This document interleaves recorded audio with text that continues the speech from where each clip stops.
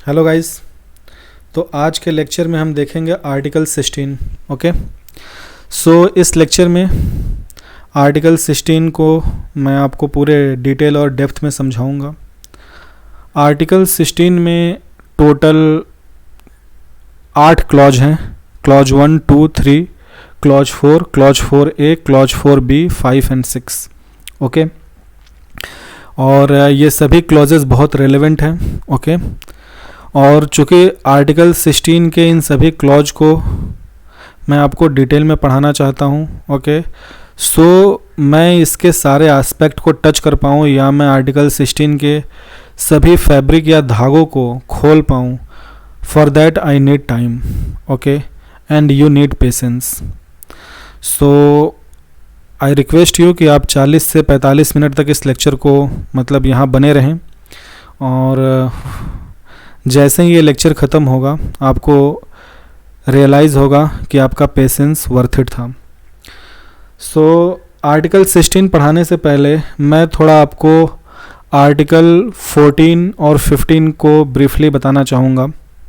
Because देखिए, जो rights of equality हैं, ठीक है, जो इक्वलिटी के राइट्स हैं वो इंडियन कॉन्स्टिट्यूशन में आर्टिकल 14, 15, 16, 17, 18 इनमें मेंशन्ड है। ठीक है, और ये सारे ही आर्टिकल इक्वलिटी की बात करते हैं, पर सबका स्कोप और सबका जो नेचर ऑफ इक्वलिटी यानी किस चीज़ में वो इक्वलिटी की बात करते हैं वो डिफरेंट है।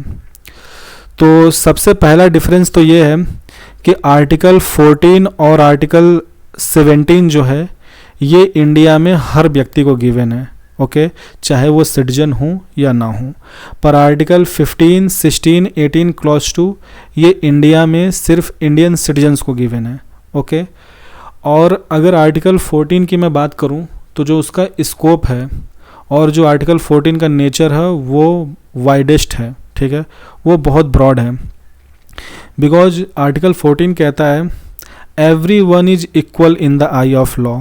ओके, और आर्टिकल 14 क्लास लेजिस्लेशन को भी प्रोहिबिट करता है, यानी कानून किसी समूह विशेष के लिए मतलब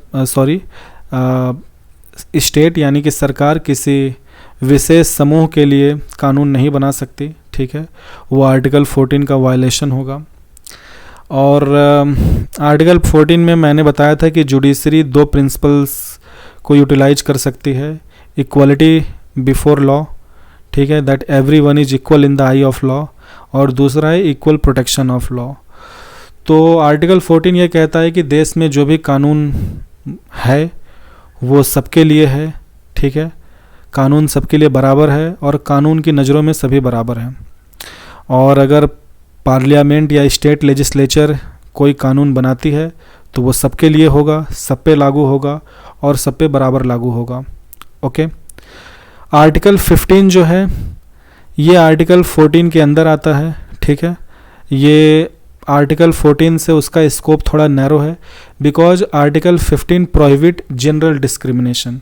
आर्टिकल 15 कहता है कि जो स्टेट यानी जो सरकार है वो भारत के नागरिकों के साथ किसी भी तरह का भेदभाव नहीं कर सकती 5 चीज़ों के आधार पे: race, religion, caste, sex, place of birth, यानी उनके धर्म, उनकी जाति, उनके रेस, उनके लिंग और उनके पैदा होने की जगह। ठीक है, इन चीज़ों के आधार पे भारत की सरकार, ठीक है, चाहे वो केंद्र हो, राज्य सरकार, चाहे लोकल अथॉरिटी, वो भारत के किसी भी नागरिक के साथ किसी भी तरह का भेदभाव नहीं कर सकती। अब ये जो जनरल डिस्क्रिमिनेशन है मतलब ये प्रोहिबिट करता है कि अगर सरकार कोई पब्लिक एम्यूज़मेंट पार्क बनाती है या कोई पब्लिक इंफ्रास्ट्रक्चर है या कोई एमिनिटी बनाती है तो वो भारत के सभी नागरिकों के लिए इक्वली इंटाइटल्ड है। ओके, सभी नागरिक उसका इस्तेमाल कर सकते हैं, किसी को रोक टोक नहीं होती है इन 5 चीज़ों के आधार पे। और इन 5 चीज़ों के आधार पे, race, religion, caste, sex, place of birth के आधार पे भारत के किसी भी नागरिक को भारत के अंदर किसी shop, restaurant, places of public entertainment पे नहीं रोका जा सकता या उसके साथ किसी भी तरह का भेदभाव नहीं की जा सकती। साथ ही साथ हमने देखा था आर्टिकल 15 में कुछ एक्सेप्शंस थे, लाइक आर्टिकल 15 क्लॉज 3 जो कि विमेन और चिल्ड्रंस के लिए स्पेशल प्रोविजंस या उनके लिए स्पेशल तरह की सुविधाएं या कानून बनाने की पार्लियामेंट या स्टेट को परमिशन देती है। ठीक है, तो ये जो है ये क्लॉज 1 क्लॉज 2 जो 15 का क्लॉज 1 क्लॉज 2 है उसकी वायलेशन नहीं है। जो भी आर्टिकल 15 में एक्सेप्शंस हैं like reservation in the matters of admission for schedule caste, schedule tribe and other backward classes, चाहे वो गवर्नमेंट इंस्टीट्यूट हो चाहे प्राइवेट इंस्टीट्यूट हो, और जो विमेन और चिल्ड्रंस के लिए स्पेशल प्रोविजंस थे, ये सारे जो मेजर्स हैं ये एक तरह का पॉजिटिव डिस्क्रिमिनेशन बाय स्टेट है। ओके, यानी स्टेट पॉजिटिव डिस्क्रिमिनेशन करके इनको सोसाइटी में सोशली और इकोनॉमिकली एम्पावर करना चाहती है, इनको वेल ऑफ करना चाहती है, सो दैट कि सोसाइटी में इक्वलिटी इस्टेब्लिश हो सके। ओके, जो लोग सोशली एजुकेशनली बैकवर्ड हैं उनको फेवर सरकार करती है, स्टेट फेवर करती है, सो दैट समाज में इक्वलिटी इस्टेब्लिश की जाए। ठीक है, अब आर्टिकल जो 16 है इसका जो स्कोप है वो आर्टिकल 15 से भी नैरो है, बिकॉज आर्टिकल 16 जो है वो इक्वलिटी की बात करती है in terms of public employment. Okay, अगर सरकारी नौकरी है तो वहाँ पे इक्वलिटी ऑफ अपॉर्चुनिटी की बात करती है और डिस्क्रिमिनेशन को प्रोहिबिट करती है। ये आर्टिकल 16 का स्कोप है। ओके, और नेचर है। तो हम देखेंगे आर्टिकल 16 में भी कुछ एक्सेप्शंस हैं। ओके, और ये एक्सेप्शंस इसलिए बनाए गए हैं ताकि समाज में इक्वलिटी लाई जा सके in terms of public employment, यानी समाज के हर वर्ग का सरकारी नौकरी में एडिक्वेट रिप्रेजेंटेशन हो सके, एडिक्वेट भागीदारी हो सके। ठीक है, यानी सरकारी नौकरी में समानता लाई जा सके, सभी वर्ग के लोगों के वहाँ पे रिप्रेजेंटेशन हो वहाँ, तो उसके लिए आर्टिकल 16 को बनाया गया। ओके, तो आर्टिकल 16 में मैंने बोला था clause 1 clause 2 clause 3 4 4A 4B 5 and 6 इतने क्लॉजेज हम देखेंगे। तो सबसे पहले हम आर्टिकल 16 का क्लॉज 1 देखते हैं। क्लॉज 1 कहता है कि there shall be equality of opportunity for all citizens in the matter relating to employment or appointment to any office under state।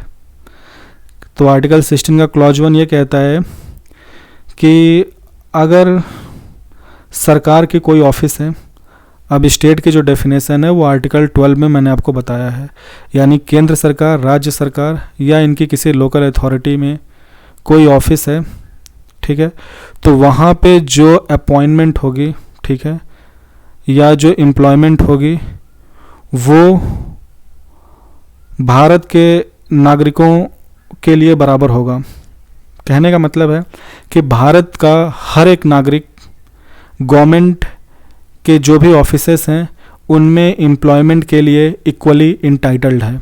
ठीक है, तो सरकारी विभाग में भारत के हर नागरिक का नौकरी पाने या करने के लिए अपॉर्चुनिटी की इक्वलिटी होगी या इक्वलिटी होनी चाहिए या इक्वलिटी रहेगी, ये बात क्लॉज 1 कहता है।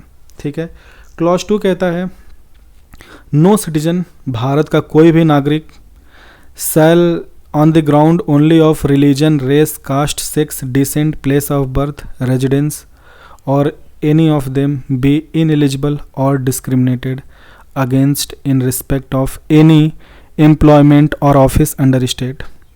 देखिए क्लॉज 2 ये कहता है कि भारत के किसी भी नागरिक को इन 7 ग्राउंड्स पे स्टेट के किसी भी ऑफिस में एम्प्लॉयमेंट के लिए इनएलिजिबल नहीं माना जा सकता या स्टेट के किसी भी ऑफिस में उन्हें एम्प्लॉयमेंट देने से भेदभाव नहीं की जा सकती इन 7 चीज़ों के आधार पे।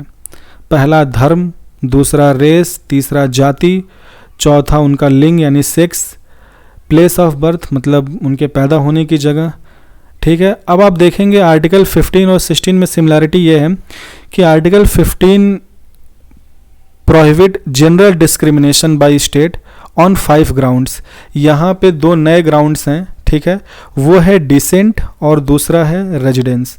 रेजिडेंस का मतलब आप समझ रहे होंगे कि आप कहाँ रहते हैं, ठीक है, आपके निवास स्थान से मतलब है।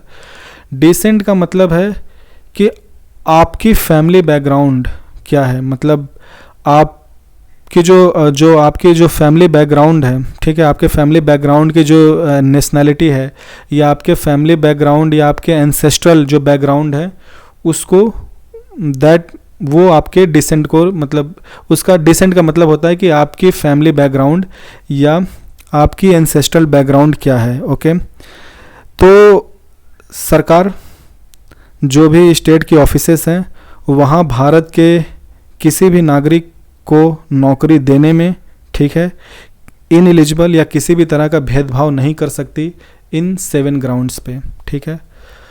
अब डिसेंट को मैं यहाँ एग्जांपल समझाता हूँ। मान लीजिए कोई व्यक्ति भारत में रहता है, ठीक है, और ओरिजिनली उसकी जो फैमिली, ठीक है, 1-2 जनरेशन पहले या उसके एंसेस्टर्स जो थे अभी प्रेजेंट बांग्लादेश से बिलोंग करते हैं, तो स्टेट ये नहीं कह सकता कि देखो आपके एंसेस्टर्स बांग्लादेशी थे, ठीक है, आप भारत के ओरिजिन से बिलोंग नहीं करते हो तो हम आपको ये नौकरी नहीं देंगे। यानी कोई व्यक्ति कहीं से भी बिलोंग करता रहा हो या किसी व्यक्ति के एंसेस्टर्स दुनिया में कहीं भी रहते रहे हों, अगर वो व्यक्ति आज की डेट में भारत का नागरिक है तो भारत यानी स्टेट गवर्नमेंट की सभी ऑफिसेस में नौकरी के लिए वो इक्वली इंटाइटल्ड है, ठीक है। उसको उसके डिसेंट के आधार पे डिस्क्रिमिनेट या इनएलिजिबल नहीं माना जा सकता, ठीक है। तो क्लॉज 1 जो है ये पब्लिक एम्प्लॉयमेंट में यानी स्टेट ऑफिसेस में इक्वलिटी ऑफ अपॉर्चुनिटी की बात करता है कि हर नागरिक को बराबर अधिकार है वहाँ नौकरी पाने या उस ऑफिस को ऑक्युपाई करने की। और क्लॉज 2 ये कहता है कि भारत के जो भी स्टेट ऑफिसेस हैं वहाँ पे नौकरी देते वक्त भारत के किसी भी नागरिक को इन 7 चीज़ों के आधार पे इनएलिजिबल या डिस्क्रिमिनेट नहीं की जा सकती। क्लॉज 3 देखिए, आर्टिकल 16 का क्लॉज 3 कहता है, अच्छा देखिए मैं जो भी क्लॉजेज हैं इनकी जो लैंग्वेज है ये ओरिजिनल मतलब जो कॉन्स्टिट्यूशन में लैंग्वेज है वही मैंने लिखा है। मैंने जो इम्पोर्टेंट चीज़ें हैं उनको रेड कलर से हाईलाइट किया है। अगर आप इनको पढ़ेंगे उन रेड कलर को ख़ास तरह का जोर देके तो आप इन आर्टिकल्स की लैंग्वेज को अच्छे से समझ पाएंगे। मैं यहाँ पे इन आर्टिकल्स का आपको मतलब बताऊँगा, ठीक है, और जो भी लैंग्वेज इसको समझना है उसमें मैं आपकी पूरी हेल्प करूँगा। सो क्लॉज 3 कहता है nothing in this article. Nothing in this article का मतलब है क्लॉज 1 क्लॉज 2, यानी क्लॉज 1 क्लॉज 2 की कोई भी बात सेल प्रिवेंट पार्लियामेंट को नहीं रोक सकती फ्रॉम मेकिंग एनी लॉ, कोई कानून बनाने से, in regard to a class या क्लास ऑफ एम्प्लॉयमेंट, किसी क्लास ऑफ एम्प्लॉयमेंट या अपॉइंटमेंट के लिए, to office under the government or any authority of government within the state or union territory, ठीक है, with regard to requirement to residence, okay, prior to such employment or appointment. मैंने इस clause को exactly उस तरह से नहीं पढ़ा जैसा यहाँ पे लिखा हुआ है। मैंने क्लॉज 3 को उस तरह से पढ़ा जिससे कि इसका मतलब समझा जा सके, ठीक है। तो अगर आपको एग्जैक्ट पढ़ना है तो आप वीडियो को पॉज करके पढ़ सकते हैं। मैं क्लॉजेस को उस तरह से पढ़ रहा हूँ ताकि आप उसके मतलब को समझ पाएँ। क्लॉज 3 ये कहता है कि क्लॉज 1 क्लॉज 2 की कोई भी बात पार्लियामेंट को यानी गवर्नमेंट ऑफ इंडिया को कोई कानून बनाने से नहीं रोक सकती जो किसी एम्प्लॉयमेंट मैटर में हो, जो गवर्नमेंट के स्टेट या यूनियन टेरेटरी के या फिर किसी लोकल अथॉरिटी में एम्प्लॉयमेंट के रिगार्डिंग हो और वो रेजिडेंस की रिक्वायरमेंट को कवर करता हो। यानी अगर पार्लियामेंट या गवर्नमेंट कोई ऐसा कानून बनाती है कि स्टेट, यूनियन टेरेटरी या किसी लोकल अथॉरिटी के ऑफिस में जो अपॉइंटमेंट होनी है यानी जो एम्प्लॉयमेंट या अपॉइंटमेंट होनी है वो डोमोसाइल यानी रेजिडेंस के आधार पे होगा, तो वो कानून वैलिड माना जाएगा, वो क्लॉज 2 का वायलेशन नहीं माना जाएगा। ठीक है, तो अगर मान लीजिए यूपी गवर्नमेंट अगर अपने यहाँ किसी पर्टिकुलर डिपार्टमेंट में वैकेंसी को डोमिसाइल बेस पे, यानी अगर यूपी गवर्नमेंट ये कहती है कि हमारे यहाँ इस पर्टिकुलर डिपार्टमेंट में 80% जो सीट्स हैं वो हमारे यूपी डोमिसाइल के लिए रिजर्व है, तो बिहार या बाकी जितने भी इंडिया में स्टेट हैं वहाँ पे रहने वाले सिटीजन्स ये नहीं कह सकते कि इस ऑफिस में हमारा बराबरी का अधिकार है, यानी आप यहाँ रिजर्वेशन क्यों दे रहे हैं। तो यूपी गवर्नमेंट ये कहेगी कि देखो हम ये जो रिजर्वेशन दे रहे हैं ये इस पर्टिकुलर एम्प्लॉयमेंट के मैटर में है और यहाँ पर हमने रेजिडेंस को कंसिडर किया है फॉर एम्प्लॉयमेंट। हाँ, उस रेजिडेंस उस स्टेट के अंदर हर व्यक्ति इक्वली इंटाइटल्ड है, किसी कोई स्पेशल फेवर नहीं मिलेगी इन अपॉइंटमेंट। पर हाँ, सरकार ये कानून मतलब सरकार ऐसे कानून बना सकती है कि किसी पर्टिकुलर स्टेट, यूनियन टेरिटरी या लोकल अथॉरिटी के ऑफिस में जो अपॉइंटमेंट होनी है वो रेजिडेंस या डोमिसाइल के बेस पे वो कर सकती हैं। ठीक है, वो क्लॉज 2 की वायलेशन नहीं मानी जाएगी। और कई बार ये कानून ज़रूरी भी होता है बिकॉज़ ऐसे इंडिया में बहुत सारे स्टेट या रीजन हैं जहाँ पर अगर कोई पब्लिक ऑफिस है तो वहाँ पर उस वहीं के लोगों को डोमिसाइल बेस अपॉइंटमेंट या नौकरी इसलिए दी जाती है ताकि उस क्षेत्र का विकास हो सके। तो जो पिछड़े वर्ग हैं, ठीक है, वहाँ वो सरकार की जो भी ऑफिसेस नौकरी हैं वहाँ पे वो नौकरी कर सके ताकि वो रीजन, वो स्टेट वेल ऑफ हो सके। या आप ये कह सकते हैं कि एक पर्टिकुलर स्टेट की जो गवर्नमेंट है वो अपने लोगों के लिए, कि अगर वहाँ पे ऑफिसेस हैं और उन ऑफिसेस में लोग काम करके जो भी उनकी लाइफ वेल ऑफ हो रही है वो अपने स्टेट के वेल ऑफ के लिए, ठीक है, अपने यहाँ रेजिडेंस या डोमिसाइल बेस्ड रिजर्वेशन नौकरी में दे सकते हैं। It is perfectly fine. अब हम आर्टिकल 16 के क्लॉज 4 की बात करते हैं। क्लॉज 4 क्या कहता है? देखिए, इसमें दो बातें आएंगी, बैकवर्ड क्लास ऑफ सिटीजन और एडिक्वेटली रिप्रेजेंटेड। पहले मैं बता देता हूँ, पहले पढ़ देता हूँ लैंग्वेज आपको।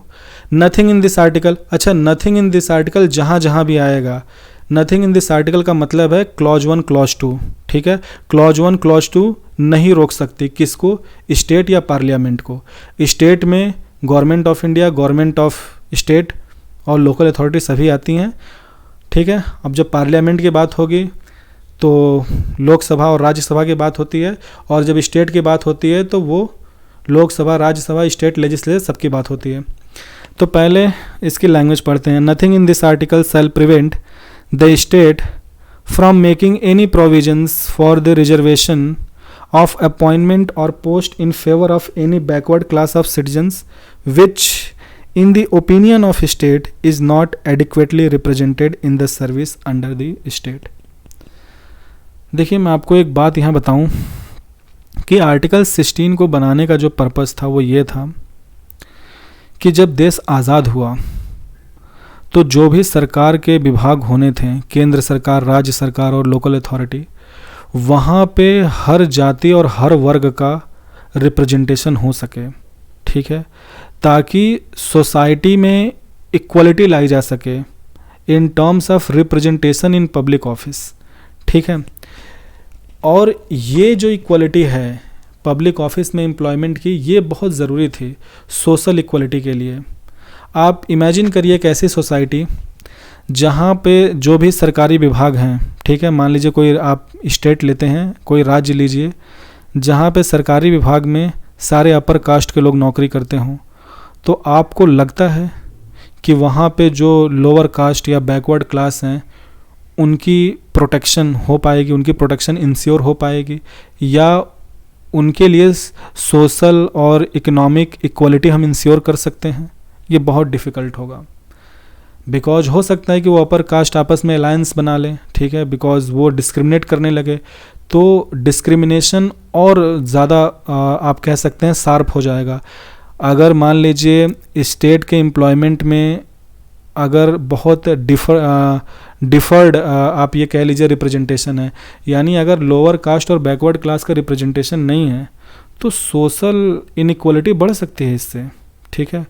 तो समाज में सामाजिक और आर्थिक जो इक्वलिटी या समानता है ये लाई जा सके, इसके लिए ज़रूरी था कि सरकारी नौकरी और सरकारी ऑफिस में हर जाति हर वर्ग के लोगों का रिप्रेजेंटेशन हो सके।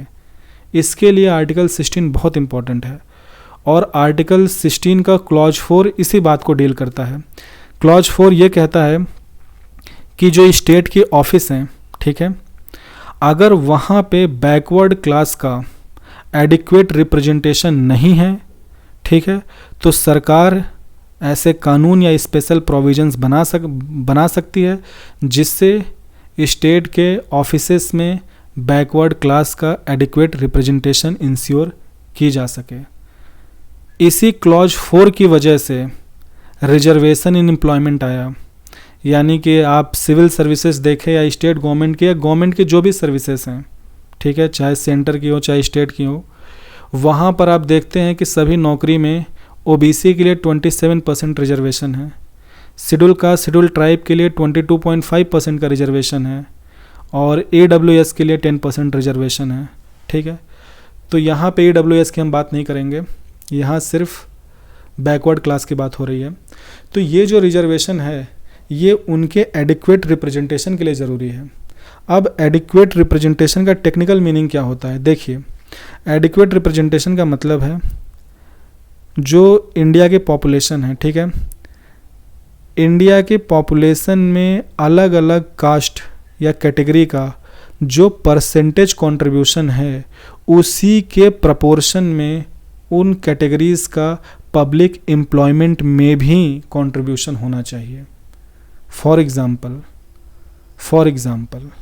अगर मान ले, अगर ओबीसी का जो ओबीसी के अंदर कास्ट आती हैं, अगर उनका इंडिया के टोटल पॉपुलेशन में 50% से ज़्यादा कंट्रीब्यूशन है तो उनका इंडिया के पब्लिक ऑफिसेस में, स्टेट की नौकरी में या पब्लिक ऑफिस में 50% से ज़्यादा रिप्रेजेंटेशन होना चाहिए। यानी कि किसी कैटेगरी का जो पॉपुलेशन में परसेंटेज है उसी के प्रपोर्शन में उसका पब्लिक ऑफिस में भी रिप्रेजेंटेशन होना चाहिए। इसे बोलते हैं एडिक्वेट रिप्रेजेंटेशन। थोड़ा बहुत कम ज़्यादा चलेगा। एडिक्वेट का मतलब है कि अमूमन तौर पे वो प्रपोर्शन सेम होना चाहिए। तो क्लॉज 4 ये कहता है कि अगर सरकार को ये लगता है कि जो स्टेट की ऑफिसेस हैं वहाँ पे बैकवर्ड क्लास का एडिक्वेट रिप्रेजेंटेशन नहीं है तो सरकार ऐसे कानून प्रोविजंस बना सकती है जिसके तहत उन ऑफिसेस में बैकवर्ड क्लास का एनफ रिप्रेजेंटेशन कर सके। और इसी के तहत रिजर्वेशन इन पब्लिक एम्प्लॉयमेंट आया। ठीक है, हमने आर्टिकल 15 में रिजर्वेशन इन एडमिशन की बात की थी, यहाँ रिजर्वेशन इन एम्प्लॉयमेंट के बाद परसेंटेज वही रहेगा। तो अब यहाँ पे जो बैकवर्ड क्लास ऑफ सिटीजन है इसकी जो डेफिनेशन है वो है that class of citizen who are socially and educationally backward. अब ये जो सोशली और एजुकेशनली बैकवर्ड है इस क्लॉज 4 में, इसमें schedule caste, schedule tribe and OBCs ये तीनों आती हैं। ठीक है, अब देखिए क्लॉज 4A जो है ये इंसर्ट किया गया था 77th कॉन्स्टिट्यूशनल अमेंडमेंट एक्ट 1995 के तहत। अच्छा, एक बात मैं मिस कर दिया, एक जनरल अवेयरनेस की बात बताता हूँ आपको। जो आर्टिकल 16 का क्लॉज 4 है ये 7th कॉन्स्टिट्यूशनल अमेंडमेंट एक्ट 1956 के तहत लाया गया था। ठीक है, तो ये अमेंडमेंट से डाला गया था। जो 4A है ये डाला गया था आर्टिकल 16 के अंदर bye 77th constitutional amendment act 1995। 4A क्या कहता है? नथिंग इन दिस आर्टिकल यानी clause 1 clause 2 shall prevent the state from making any provision okay for reservation in matters of promotion with consequential seniority to any class और post in the services under state in favor of scheduled caste, scheduled tribe, which in the opinion of state are not adequately represented in the service under the state. Again, तो जो clause 4A है ये OBCs के लिए नहीं है, ध्यान दीजिएगा। क्लॉज 4A जो है वो सिर्फ शेड्यूल कास्ट और शेड्यूल ट्राइब के लिए है और 4A जो है ये बात करता है reservation in promotion in the public office. अब इसका मतलब समझिए, क्लॉज 4A ये कहता है कि अगर स्टेट यानी सरकार को ये लगता है कि जो स्टेट की ऑफिसेस हैं वहाँ पर शेड्यूल कास्ट और शेड्यूल ट्राइब की एनफ रिप्रेजेंटेशन नहीं है, एडिक्वेट रिप्रेजेंटेशन नहीं है, तो उनके एडिक्वेट रिप्रेजेंटेशन के लिए सरकार प्रमोशन के मामले में रिजर्वेशन या रिजर्वेशन जैसी स्पेशल प्रोविज़न को लागू कर सकती है। ये क्लॉज 1 क्लॉज 2 का वायलेशन नहीं होगा। अब यहाँ पे एक वर्ड लिखा है कॉन्सिक्वेंशियल सीनियरिटी। इसका जो लिटरल मीनिंग होता है वो ये होता है कि if a person achieve seniority because of any reason, that seniority will retain for all future proceedings and operation. इसको मैं एग्जाम्पल से आपको समझाता हूँ। जैसे मान लीजिए सरकार की कोई एक ऑफिस है जहाँ पर 2 व्यक्ति ने 2013 में नौकरी ज्वाइन किया। अब एक व्यक्ति जनरल कैटेगरी से है, एक व्यक्ति शेड्यूल कास्ट का है, ठीक है।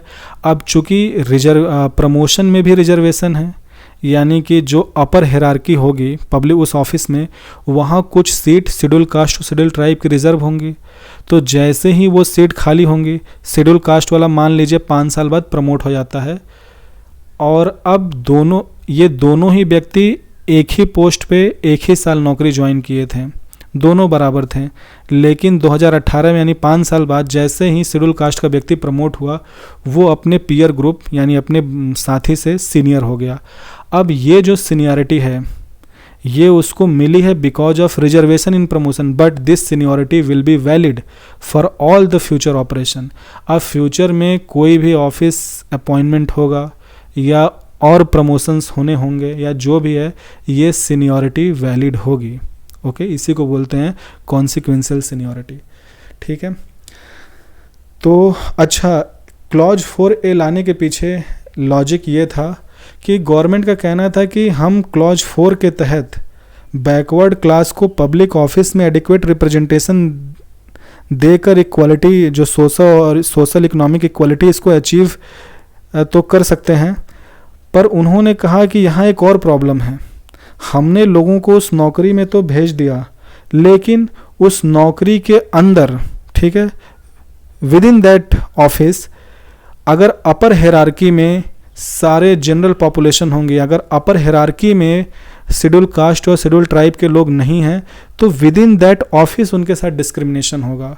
तो उस ऑफिस के अंदर शेड्यूल कास्ट या शेड्यूल ट्राइब के साथ डिस्क्रिमिनेशन ना हो, इसके लिए ज़रूरी है कि उस ऑफिस में अपर हिरार्की में इनका रिप्रेजेंटेशन एडिक्वेट होना चाहिए, और अगर वो नहीं है तो प्रमोशन में रिजर्वेशन दो और उनको वहाँ पे पहुँचाओ।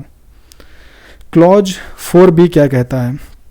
Nothing in this article shall prevent the state from considering any unfilled vacancies of a year which are reserved for being filled up in that year in accordance with any provision for the reservation made under clause 4 or clause 4A as a separate class of vacancies to be filled in the succeeding year or year, and such class of vacancies shall not be considered together with the vacancies of the year in which they are being filled up for determining the ceiling of 50% reservation on total number of vacancies of that year.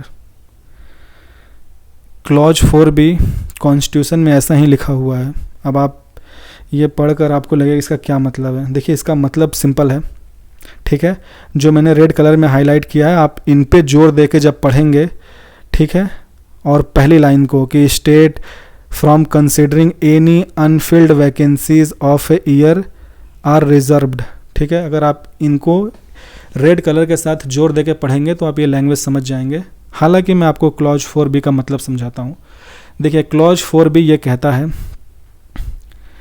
कि clause 4 में जो हमने employment में reservation की बात की, ठीक है, यानी जो हमने रिजर्व सीट्स की बात की, और 4A में जो हमने रिजर्व सीट्स की बात की प्रमोशन के मामले में, अगर ये सीट अगर किसी पर्टिकुलर साल नहीं भर पाते हैं, अगर कुछ रिजर्व सीट्स खाली रह जाता है शेड्यूल कास्ट, शेड्यूल ट्राइब का या OBC का, तो वो रिजर्व सीट अगले साल की वैकेंसी में ऐड हो जाएगा।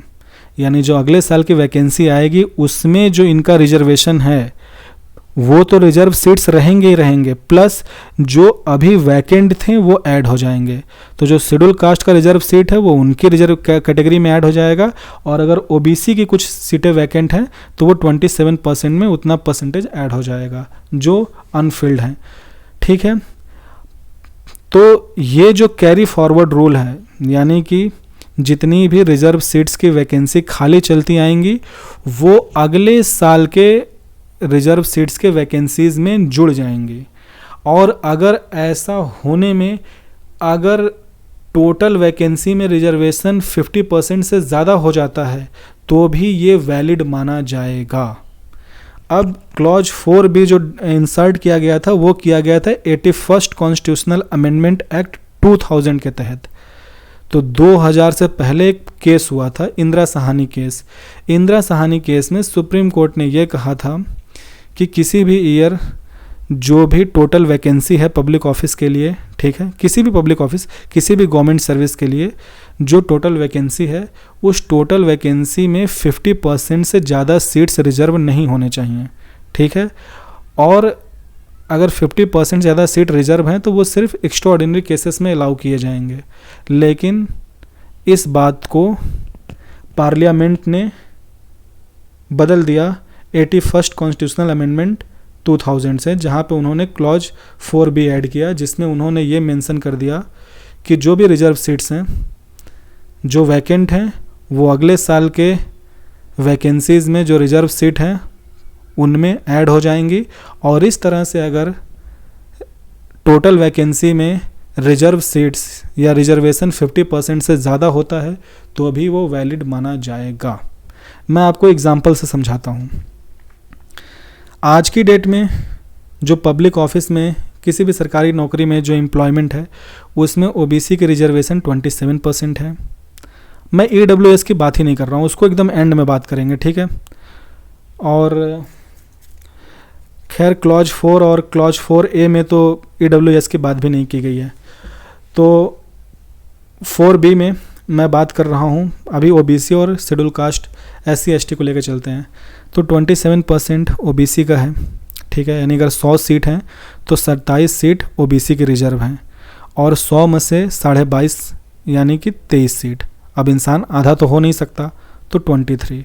तो 23 सीट्स जो हैं वो SC ST की रिजर्व हैं।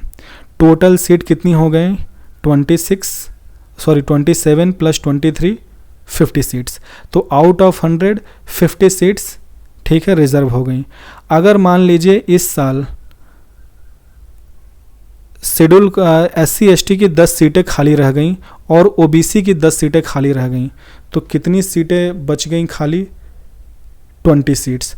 तो अगले साल जब उस पर्टिकुलर नौकरी की वैकेंसी आएगी तो उसमें उस साल के तो 50 रिजर्व सीट्स रहेंगे, प्लस ये जो 20 वैकेंट थे, 10 SC ST के 10 ओबीसी के, ये 20 वैकेंट सीट भी ऐड हो जाएंगे।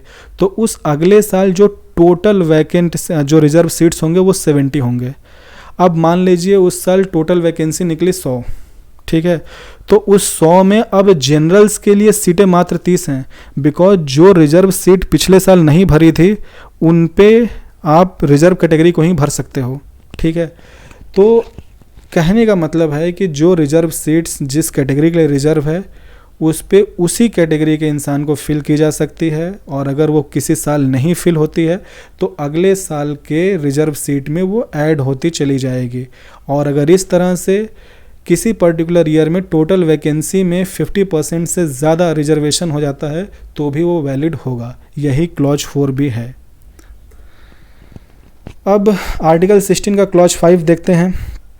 ठीक है, क्लॉज 5 कहता है nothing in this article shall affect the operation of any law which provides the incumbent of an office in connection with affairs of any religious or denominational institution or any member of the governing body thereof shall be a person professing a particular religion or belonging to a particular denomination.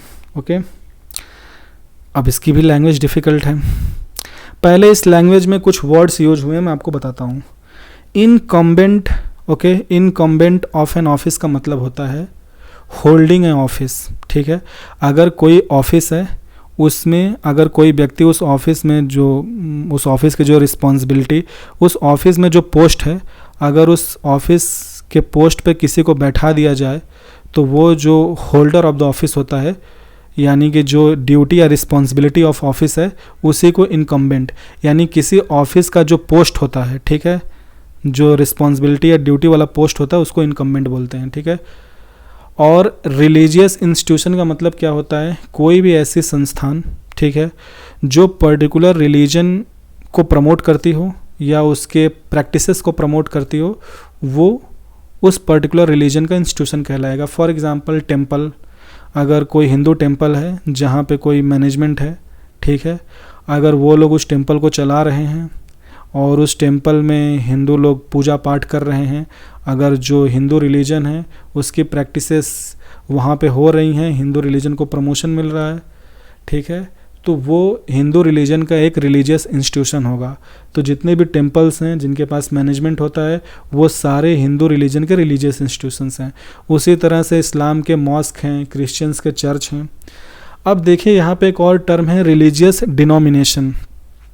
Religious denomination का मतलब होता है a group of people who belong to a particular religion, okay, who have particular custom, okay, and they have a particular name, they are known as religious denomination। कहने का मतलब है कि एक लोगों का एक ऐसा समूह, ओके, एक ऐसा समूह, ठीक है, लोगों का एक ऐसा समूह जो कि किसी पर्टिकुलर रिलीजन से बिलोंग करता है और उस रिलीजन के अंदर उस समूह का अपना एक पर्टिकुलर नाम हो और उनकी अपनी पर्टिकुलर रिलीजियस प्रैक्टिसेस, कस्टम्स हों। For example Arya Samaj. तो आर्य समाज जो है वो हिंदू धर्म के अंदर आते हैं और आर्य समाज एक ऐसे लोगों का समूह है जिनका अपना एक नाम है, Arya Samaj, okay, it is a particular name. और आर्य समाज लोगों का अपना कस्टम है, अपना रिलीजियस प्रैक्टिस है, ओके। तो with in the Hindu religion they are a group of people who have a particular name, that is Arya Samaj, and who have a particular religious practices.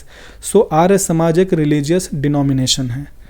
तो अब आप समझिए क्लॉज 5 क्या कहता है। क्लॉज 5 ये कहता है कि अगर ऐसी कोई रिलीजियस इंस्टीट्यूशन है, ठीक है, या कोई रिलीजियस डिनोमिनेशन है जहाँ पे कोई ऑफिस है, ऑफिस ऑफ रिस्पॉन्सिबिलिटी है, तो उस ऑफिस ऑफ रिस्पॉन्सिबिलिटी को उसी रिलीजन का व्यक्ति, अगर वो जो पोस्ट है अगर उसी पर्टिकुलर रिलीजन के लिए एलिजिबल है और उसी पर्टिकुलर रिलीजन का व्यक्ति अगर उस पोस्ट पे बैठता है, मतलब उसके जो भी एलिजिबिलिटी क्राइटेरिया हैं उस हिसाब से, तो वो अपॉइंटमेंट जो है वो क्लॉज 1 क्लॉज 2 का वायलेशन नहीं माना जाएगा।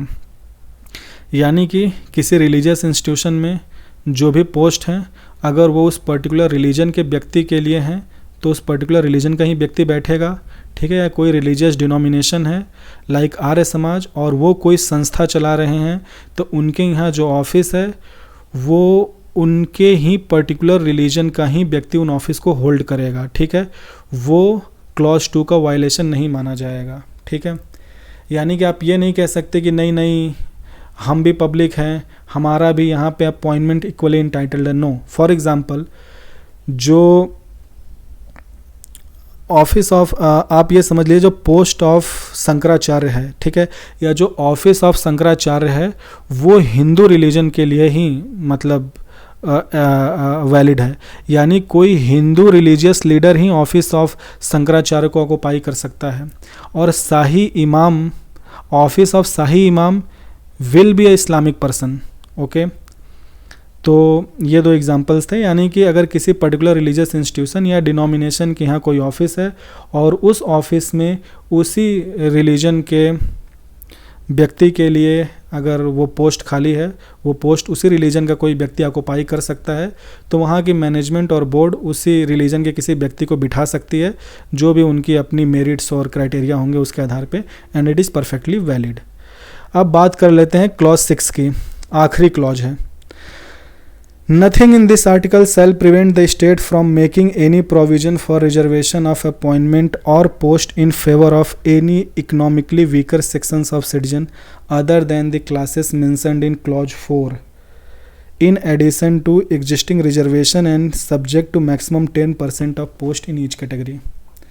अब जो आर्टिकल 16 का क्लॉज 6 है ये 2019 में लाया गया था, ओके 103 यानी 103 कॉन्स्टिट्यूशनल अमेंडमेंट एक्ट 2019 के तहत, जिससे कि EWS कैटेगरी आई, यानी कि जो इकोनॉमिकली वीकर सेक्शंस हैं। यानी क्लॉज 6 ये कहता है कि पब्लिक एम्प्लॉयमेंट में यानी स्टेट ऑफिस में या स्टेट के ऑफिसेस में जो अपॉइंटमेंट में रिजर्वेशन था, ओके वो रिजर्वेशन EWS के लिए भी अप्लीकेबल होगा, ठीक है। और EWS वो कैटेगरी ऑफ सिटीजन्स है जो कि क्लॉज 4 में मेंशन नहीं है, बिकॉज क्लॉज 4 में क्या मेंशन था कि बैकवर्ड क्लास ऑफ सिटीजन, जिसमें कि शेड्यूल कास्ट, शेड्यूल ट्राइब और OBCs आ रहे थे। तो ये कह रहा है कि वो क्लास ऑफ सिटीजन जो क्लॉज 4 में नहीं थे, यानी कि इकोनॉमिकली वीकर सेक्शंस, ये एक नया क्लास ऑफ सिटीजन है जिसको पब्लिक ऑफिस में रिजर्वेशन मिलेगा, यानी they are also entitled for reservation in appointment or employment in a public office and that reservation will be maximum 10%, यानी वो उनको 10% रिजर्वेशन मिलेगा, ठीक है। In addition to existing reservation, यानी कि एग्जिस्टिंग रिजर्वेशन कितना है 27% प्लस 22.5%, यानी अगर मैं इनको मान लूँ कि 50%, तो इन एडिशन टू दिस 50%, इस 50% के अलावा ये 10% रिजर्वेशन जो है पब्लिक एम्प्लॉयमेंट में ये EWS economically weaker section new class of citizens के लिए गिवन है, okay. So this is all about clause 6। सो अब मैं आर्टिकल 16 का आपको एक ओवरऑल परव्यू देता हूँ। देखिए आर्टिकल 16 जो है ये भी सोसाइटी में इक्वलिटी लाने का ही एक तरीका है, ठीक है। हमारे फाउंडिंग फादर्स ने आर्टिकल 14 बनाया ताकि सभी लोग कानून की नज़रों में बराबर हों और लॉ सब पे इक्वली अप्लाई हो, सबको इक्वली ट्रीट करे। आर्टिकल 15 हमारे फाउंडिंग फादर्स ने बनाया कि जो स्टेट है, जो सरकार है, वो देश के यानी भारत के किसी भी नागरिक के साथ भेदभाव नहीं कर सकती 5 चीज़ों के आधार पे। और जो आर्टिकल 16 था उसको डालने का उनका एक ही पर्पस था कि स्टेट के जो भी ऑफिस हैं वहाँ पे समाज के हर वर्ग का रिप्रेजेंटेशन हो सके ताकि सोसाइटी में इक्वलिटी अचीव हो सके। जब तक से सरकार के ऑफिसेस में एडिक्वेट रिप्रेजेंटेशन नहीं होगा सभी कैटेगरी ऑफ सिटीजन का या क्लास ऑफ सिटीजन का, तब तक से आप समाज में इक्वलिटी कैसे अचीव करोगे। आप सोच कर देखो कि कोई भी पब्लिक ऑफिस किसी पूरी जनरल कैटेगरी से भरी हो तो वहाँ पे शेड्यूल, उस सोसाइटी में शेड्यूल कास्ट, शेड्यूल ट्राइब को आप कैसे अपलिफ्ट करोगे। और फिर नौकरी में रिजर्वेशन लाया गया, लेकिन उस नौकरी के अंदर शेड्यूल कास्ट, शेड्यूल ट्राइब के साथ डिस्क्रिमिनेशन ना हो सके, इसके लिए उनका अपर हायरार्की में भी एडिक्वेट रिप्रेजेंटेशन ज़रूरी था। इसलिए प्रमोशन के मामले में भी रिजर्वेशन ला दिया गया क्लॉज 4A के तहत, ठीक है। फिर क्लॉज 6 ने जो देश में economically weaker sections of citizen हैं उनके लिए 10% का एडिशनल रिजर्वेशन ला दिया इस 50% के अलावा, ठीक है। और जो सीलिंग है to decide the economically weaker section of citizens, वो है कि उनकी फैमिली इनकम 8 लाख या उसके नीचे होनी चाहिए, ठीक है। अगर 8 लाख या उससे कम है तो आप EWS कैटेगरी में आते हैं, या फैमिली 5 एकड़ या उससे कम लैंड ओन करती है। और भी बहुत सारे इकोनॉमिक इंडिकेटर्स हैं कि कुछ और अगर इकोनॉमिक डिसएडवांटेज है तो उस आधार पे आप EWS में आएंगे। मैं EWS पे कभी एक सेपरेट लेक्चर बना दूंगा। So this is all about article 16। Thank you so much.